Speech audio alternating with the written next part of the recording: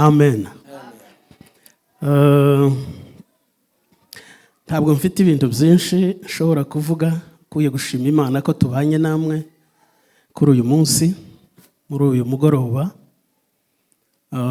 Imana y'ubuntu bane namwe.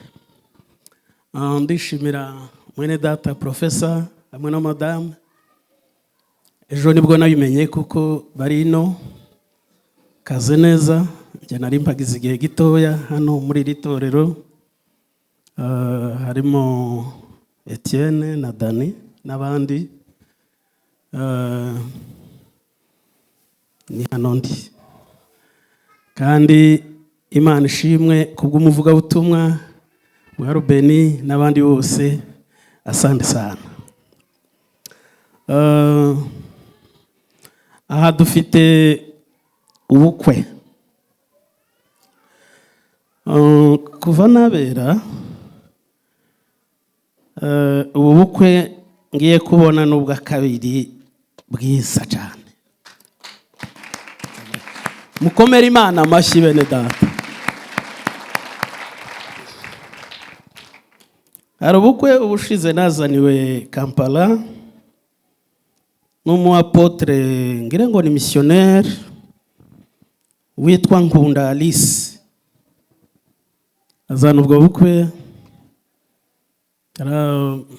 yabuteguye igihe gito yarabuzana. Aravuga ati pastor hano mu Bugande ndagira ngo usezeranye ubukwe dufashe. Kuko se burava hehe bukajya hehe, bufite ubuhamya bumeze bute?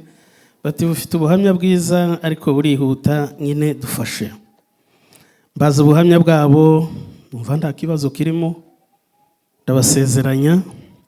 Twasezeranyije ubwo bukwe ari abantu 30 bonyine gusa. Wari umwanya mutoya. Uwo muntu yarantangaje cyane. Yarambwiye ngo yitwa Mutware Innocent n'umudamu wiwe Joyeuse.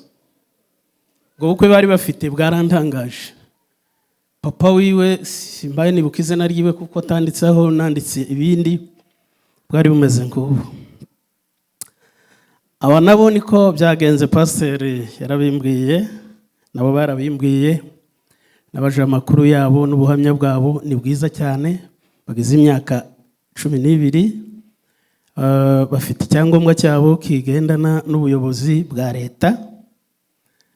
Kiremewe, barakerekanye, twarakibonye, twaraganiriye, turabyumva, dusanga ni ukuri.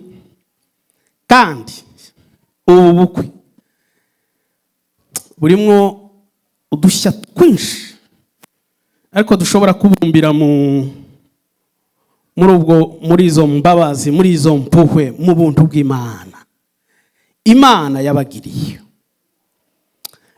Hariho Eric na Suzana. Kubera ko dufite imirimo myinshi, mu kandi kanya turakira abakozi w'Imana bavuga butumwa.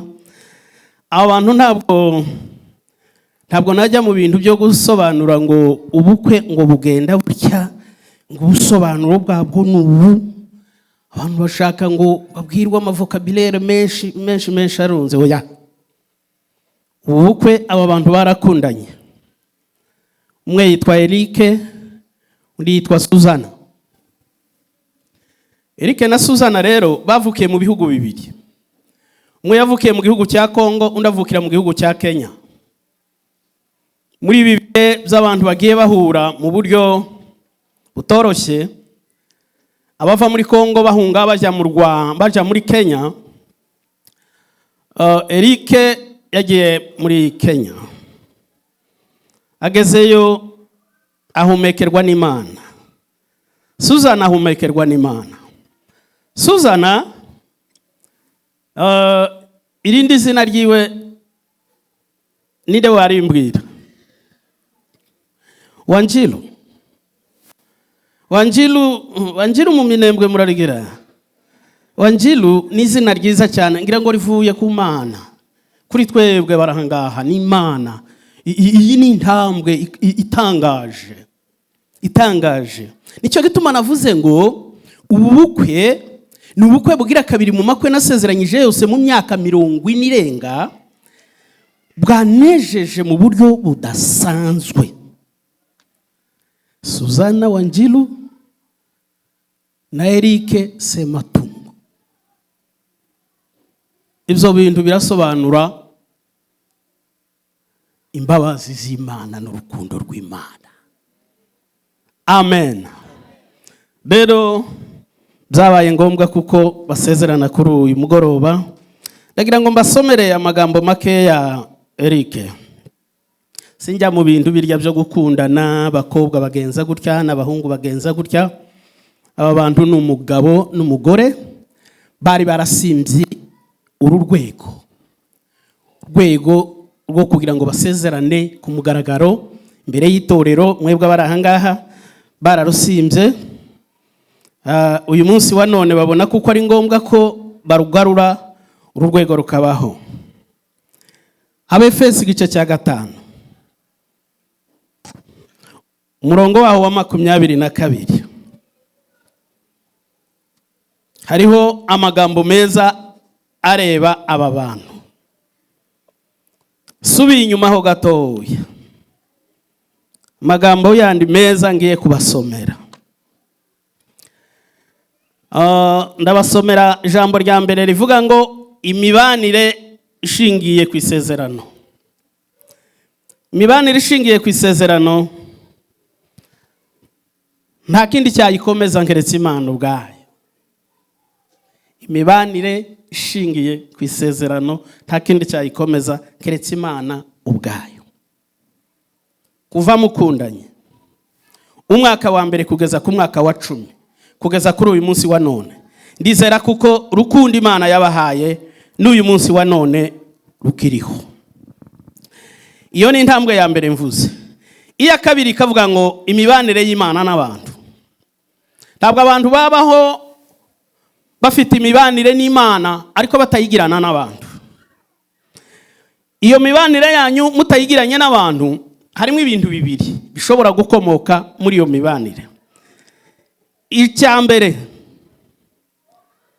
ushobora kugendera, icyambere ni cyiza, ushobora kugendera mu isezerano ry'impuhwe ry'ubuntu bw'Imana, cyangwa byakunanira ugaterukira ku ijambo rya kabiri. Ijambo rya kabiri riravuga ngo cyangwa umuvumo, ukaba mu byiringiro ahantu hatari Imana. Kubera iki? Kuko rya sezerano utarikomeje.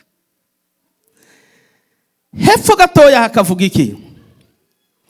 Hakavuga imibanire n'abafasha bacu. Imibanire n'abafasha bacu, abafasha banyu, ifite ikibazo ku isi yose. Icyo kibazo rero nuko abantu birengagiza isezerano. Uwirengagije isezerano agwa mu kaga ko kureka mugenzi we. Ikintu abura ni iki? Abura gukundana, akabura kwihangana, akinjira mu ijambo ryo guhemuka. Eric, urasabwa gukunda, kwihangana, kudahemuka. Akaba ariho hagera harya ku gice cya 22 hariho igitekerezo cyiza cy'abashakanye. Abo bantu bombi bazana urugero rwa Kristo n'itorero kugira ngo mwijire muri iki kintu, kugira ngo mugaragaze ishusho ya Kristo n'itorero. Urugo ni ishusho ya Kristo n'itorero. Kugira ngo mugaragaze iyo shusho, hari icyo dusanga hano mu ijambo ry'Imana. Ijambo ry'Imana riravuga ku gice cya 5 Abefeso umurongo waho wa 22 batangirira kuri Suzana, mugandukire abagabo banyu kuko bagandukira umwami wacu. Aho ni ku murongo wa 22. Kuko umugabo ari we mutwe w'umugore we, kuko Kristo ari umutwe w'itorero, niyo mubiri we, ni nawe mukiza waryo. Umurongo wa 24. Ariko nkuko itorero rigandukira Kristo, abariko abagore bagandukira abagabo babo muri byose. Bagandukira abagabo babo muri byose. Iyo ubuze kuganduka rero uba waganzi, wababaye gito, uba wasenye, uba wataye inshingano z'Imana. Iyo utumva icyo Imana ivuga uba wabaye nabi. Suzana rero, ganduka niryo jambo. Nawe rero Eric, kimwe n'abandi bagabo bose mwicaye aha, kimwe n'abandi bose dukinguriye umuryango, abantu wenda baba barishingiye batarabashe kubona izi mbuguro mu buryo buhagije, umuryango urakinguye kuko muri mu mbabazi z'Imana. Icyo mwatambutse ni mwinjiremo. Namwe abandi bagabo barahangaha, biravuga ngo bagabo mukunde abagore banyu. Gukunda, inshinga gukunda. Eric rero, inshinga yawe ni ugukunda. Suzana ni ukuganduka. Kandi ibyo mubikoze imyaka hafi imyaka 12 niko mwabivuze, 12. Kandi muri icyo gihe cyose iri jambo mwararisomaga, ni naryo ryatumye mugera kuri uyu munsi wo kugira ngo mukore ibintu byanyu ku mugaragaro. Kubera iyo mpamvu nsomye nihuse kugira ngo tugeze igihe cyo kubahagurutsa mutambuke hano imbere, tuze kubasengera tubahesha umugisha. Naringeze ahantu bavuga ngo mukunde abagore banyu kuko Kristo yakunze itorero akaryitangira ngo aryeze, maze aryogesha amazi n'ijambo rye. Amazi n'ijambo, amazi n'ijambo ni ikintu kinini gikomeye cyane. Yaryejejeje umubatizo, isoko, source ikomeye. Twabyize ku manywa hano, isoko ikomeye. Kandi ubuzima bw'umuntu bugereranywa n'amazi. Umubiri w'umuntu udafite amaraso ngo ugire inyama, ugire amazi, nubusa. Ntiburi umubiri, aba ari ikindi, tubyita ikindi kintu. Ibyo bihagaze n'ikindi kintu. Kubw'ubuntu bw'Imana n'imbaraga z'Imana n'ubutware bw'Imana, itorero ry'Imana, itorero rya Kristo rigereranyijwe n'umugabo. Kandi umugabo yaragabiwe nkuko yavuye kubivuga Apotre Rugina. Yagabiwe ibintu binini bikomeye cyane. Isi n'ubutunzi buri ku isi bwose. Umugabo ahabwa umugore, ahabwa Suzana. Suzana rero wamuhawe nk'impano y'Imana. Impamvu wahawe Suzana nk'impano y'Imana ni yihe? Nuko wari ufite irungu. Wari Eric wenyine, ariko ubu ngubu uri papa w'abana, uri umutware, uyoboye umugore, uyoboye n'urugo. Kuri 30, usomye kuri 30, ariko ndagira ngo nkubwire iyindi nshinga imwe. Harimo irindi jambo rivuga ngo ukunde Suzana kuko wikunda. Kuko wikunda. Kunda Suzana kuko wikunda. Imana ishimwe kuko mugeze kuri uyu mwanya. Cyambere muhuguwe n'ikihe? No gukundana, kubahana, gufashanya, kudahemukirana, bigashorerwa no kwizera. Nibyo ndabisubiramo, ari nabyo nshorejeho. Kintu musabwa Eric, gukunda nukwande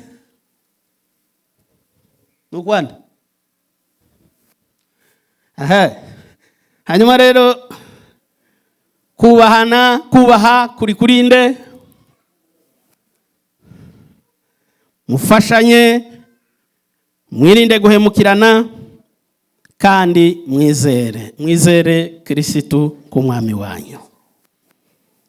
Ndashoje.